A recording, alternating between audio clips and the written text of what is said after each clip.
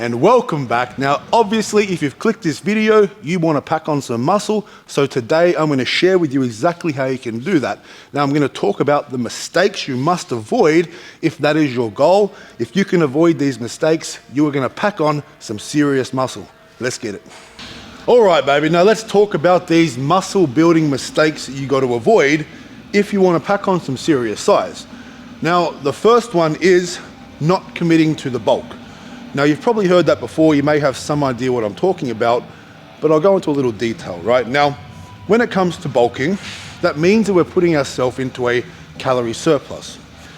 Now, when we do that, it is totally normal to also, in the pursuit of adding muscle, to add a little bit of body fat, right? Now, the issue is that, let's say someone's used to being relatively lean, okay, and they go into a bulk because they're trying to add some muscle. Now, what can happen is they may be 2 weeks into their bulk, they take their shirt off, they look in the mirror, and they look a little bit fluffier than normal. Again, keep in mind, this is totally normal and it's expected. Now, what some people tend to do is they kind of panic a little bit and freak out. I'm not sure what it is exactly that does that to them, but what they then do is they reduce their calories to try and cut that bit of fluff that they've put on the last couple of weeks. In turn, ending the bulk, right? Or reversing the bulk even, because they've gone from a very short-term bulking period straight into a deficit, right? From a surplus into a deficit, therefore reversing any gains that they had made. Now, what you need to do when you're wanting to bulk is you need to commit to an extended period of time in a calorie surplus, meaning I would say at least 12 to 16 weeks of eating in a surplus. And I'm not saying just eating junk for 12 weeks, right? We don't want to put on excessive body fat, nor do you have to. But being in any sort of surplus, it's totally normal to expect a small amount of body fat to also be put on, as I said, in the pursuit of muscle. So if that's you and you've been there before, stick with the bulk, keep your training going, keep your eating up. You need to do that. You need to be in a surplus to have any chance of adding any muscle tissue. Okay, you're not going to do that on maintenance or in a cut. It's not going to happen. You must be in a surplus. Now, this may be like Mr. Obvious, right? But also not eating enough food in general. Now, some people don't have any idea of how much they should be eating, and that's always going to be up to you to figure that out because everyone's a little different.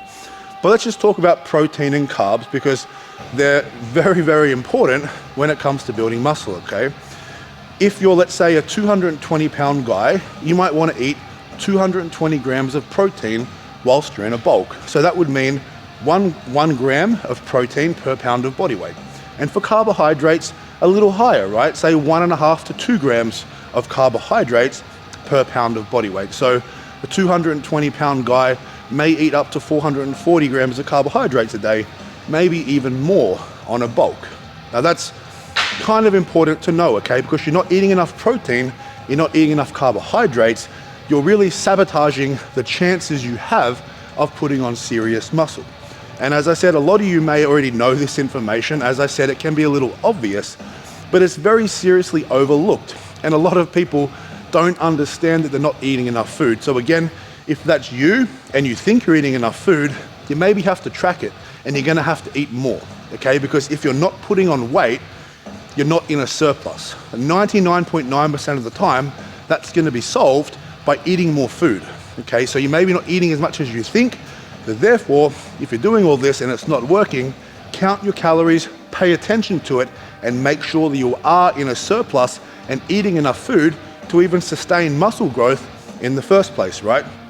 And you can always say that, you know, some people can add muscle and lose fat or even just maintain the same amount of body fat whilst in a bulk. That's possible for some, but if I'm being completely transparent, if you're a natural athlete, don't waste your time doing that, okay? It's gonna take way too long. It's very unproductive. People that are enhanced may have the potential to put muscle on easier, right? And not put on body fat based on what the individual may be taking, but it is more possible. But as I said, if you're a natural lifter, commit to a bulk, complete the bulk, and when you finish that, then you can put yourself into a slight deficit to reduce the body fat, but maintain as much muscle as you can. That's the best way to do it. So if you can avoid, as I said, the mistake of not committing to the bulk and you can really stick in there with that surplus, you will put on size. And of course, make sure you're eating sufficient protein and carbohydrates, and you, my friend, are gonna be sweet. And if you can do me a favor, like this video, drop a comment, and subscribe. I'll be back in a second with the next one. Let's get it, baby. All right, baby, now the second mistake that you need to avoid if you want to pack on some serious muscle is poor training practices. Now, this is a couple of things which I'll touch on. The first thing that I think a lot of people really get wrong is they don't perform enough compound movements, okay? Now, can you get stronger, can you get bigger doing mostly isolation work? Yes, you can, and you probably will get bigger doing isolation work, especially early on in your training. That's definitely possible.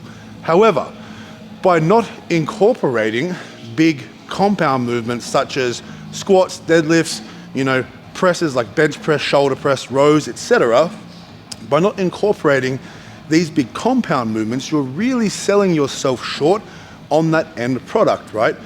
The potential for you to grow mass and muscle and size has become a lot less if you choose to not perform these big compound movements. Now, why is that? With these big compound movements, we're using multiple muscle groups, meaning that we can typically handle a heavier load or more weight, right?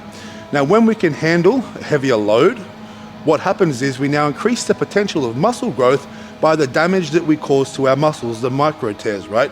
That is essentially how we grow muscle. We must damage the muscle, we must break it down, and it grows back bigger and stronger, provided we're using the correct nutrition, which again is why the first one is so important.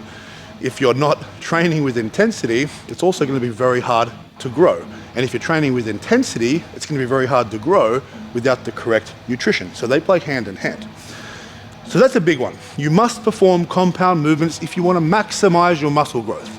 The second thing, this is a big one, a lot of people get wrong.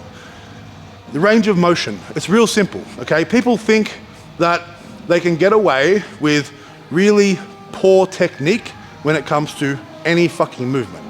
Range of motion is incredibly important, okay? Doing partials isn't really gonna help you grow muscle, but I'll give you some more detail on that. Partials aren't the devil.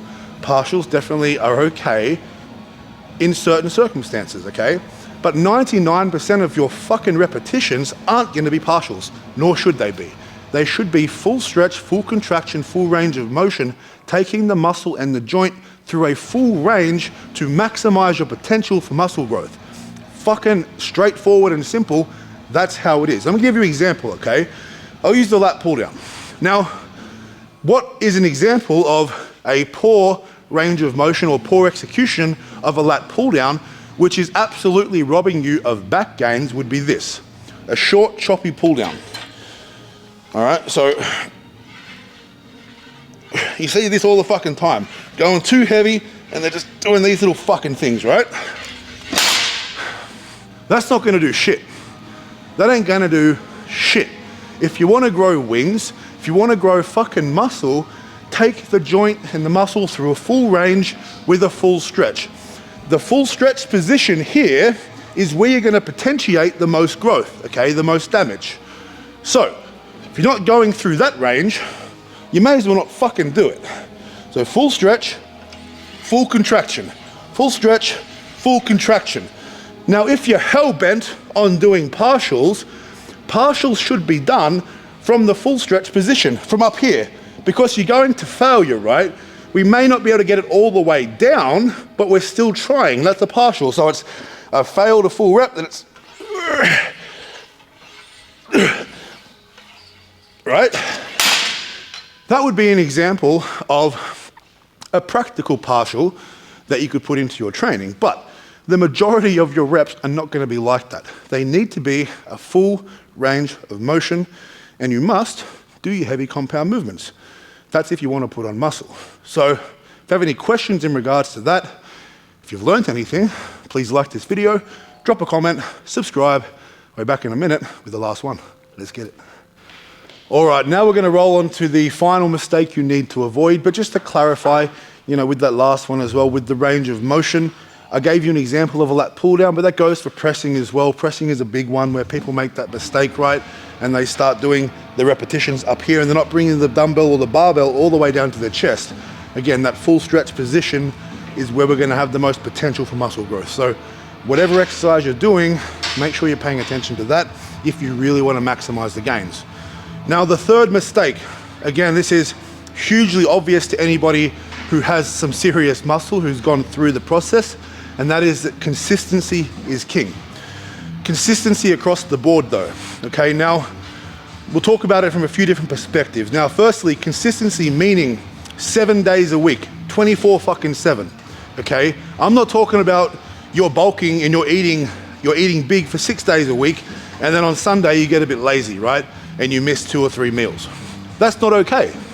You're affecting your bulk by having that day off, believe it or not. That 1 day a week is going to affect you. What you're now doing is you're reducing the surplus over the duration of the week, right?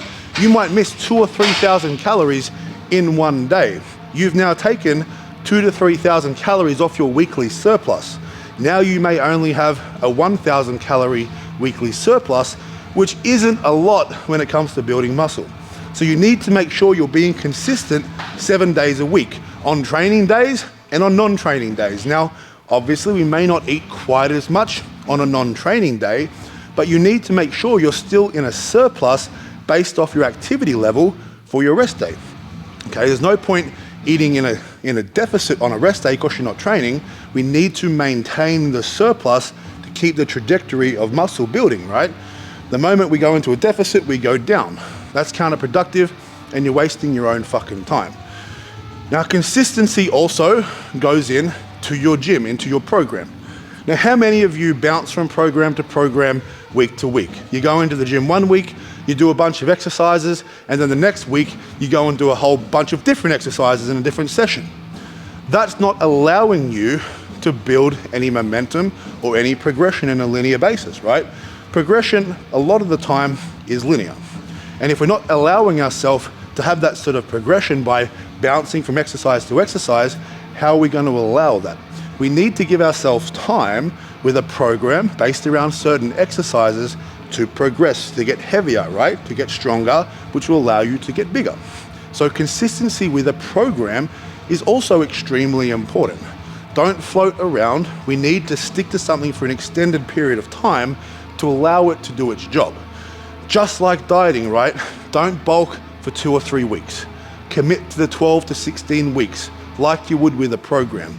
If you can commit to the 12 to 16 weeks of bulking and 12 to 16 weeks of a really good strength and hypertrophy program, perhaps a power building program, you're gonna have insane results, okay? It's pretty simple, and it is simple. It doesn't just seem easy, that's how easy it really is. People really overcomplicate this whole thing, and they try and, I don't know, I guess they try and reinvent the wheel. A lot of coaches and nutritionists try and sell this product that seems very complex, right? But it isn't complex, and you don't need to have all this really fucking confusing bullshit in your head.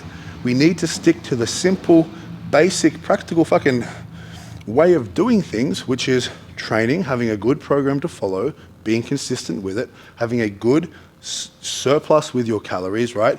Being consistent with that. And if you're doing that as well as including compound movements and a full range of motion, right, within your program, you're gonna have great success when it comes to building muscle. That's guaranteed, all right?